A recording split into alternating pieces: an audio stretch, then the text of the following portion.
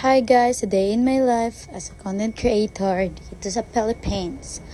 Karon guys, kanibangon ako anak kay kabalo na mo kinainitan na jud ka na diba?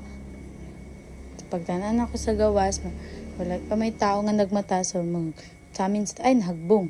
So nahagbong nga jud na mga ka-shortcut wala na jud nakatulog man gud ko og na make up. So kaka mga kay maligo sa taan na pero before sa maligo mo ka sa towel. Mao na mga ka-shortcut kay pagkahuman ako ligo diya. Alat sa tan-awon man na ninyo di ba?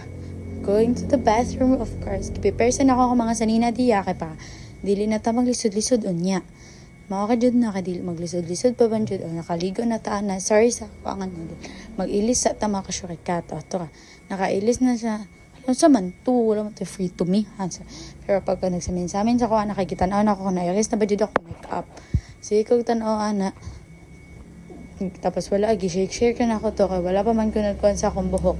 Tanawan ninyo, unsa na yung kaslantawan ninyo. Alas 11 na guys. Bago ako nakamata. So, fast forward na nato na ako. Naglimpyo pa ako, naglotion ako. Ito ka na akong outfit, mga ka-shortcut.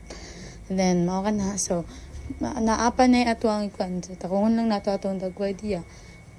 Naglotion sa tapos usab-usab na ako na ito na akong so malakad ay may anak ako ipukaw lang ko sa ako ang tita.